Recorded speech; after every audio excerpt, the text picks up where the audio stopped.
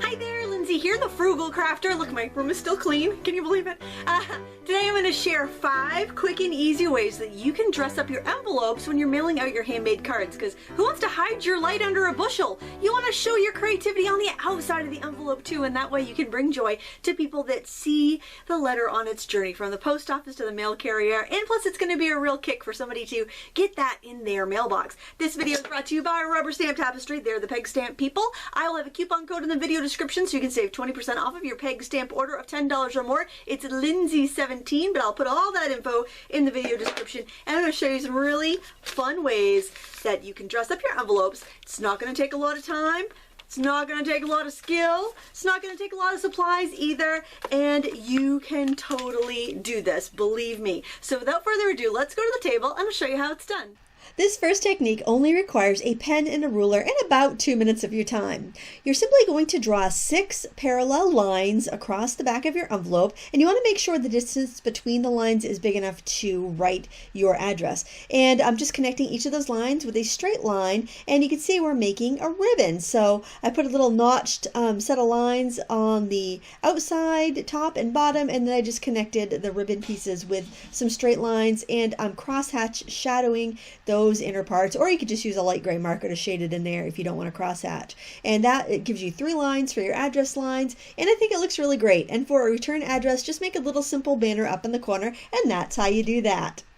For this next trick, you're going to need a roll of masking tape, and I'm using 1.5 to 2 inch wide masking tape, so you'll again have enough space to write your return address on. Now I'm just simply taking Bingo Daubers. You can get those at the dollar store, or if you have the Tim Holtz Distress Stains, you can use it, do the same exact thing, and I'm just pouncing down color so you get all these cool artsy splat marks. After you've done that, you want to let it completely dry before removing the tape. And there you have a quick and colorful envelope. Next, I'm using one of these window box stamps from Rubber Stamp Tapestry to stamp a window box, and I'm using Distress ink because I want to kind of pull some of that ink around to color it.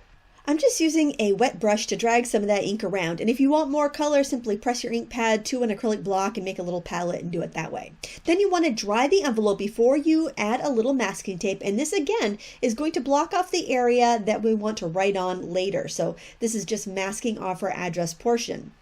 After you've done that, you need to grab the stamps that you would like to make a full window box arrangement with. I'm using an ivy from the Pansy Garden set, and then I'm using some other leaves from other sets because I think it's pretty to get a nice full amount of foliage in there. I'm using some great big roses from the Bramley Rose set, 'cause that's my favorite set, and then some little roses to fill it in. You can really use whatever flowers you want, even though roses don't typically grow in a window box. I just think it looks really pretty this way.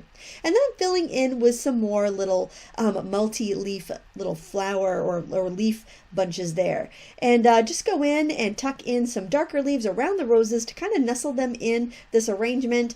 And I think we'll do a little shading maybe with a color duster just to kind of give us more of a definition from where our address is going to be and where our bouquet is. Once you remove the tape, you may see some awkward areas, and if that's the case, just go ahead in with one of your leaf stamps and stamp to fill in a little bit, and then maybe find a little dainty flower that you can stamp a few times just to soften the edges a bit. And there you've got room for your address, and it's going to look super cute. I call this next envelope Barnyard Parade because I thought it'd be so cute to have our little hens and chicks and piglets marching across this envelope. So simply what I'm doing is inking up the hen first because she's the leader of the parade, then the little chicklets, and then a few pigs. And then I'm using my black pen to draw a big old flag being carried by the chicken, and that's where your address would go, inside of that flag.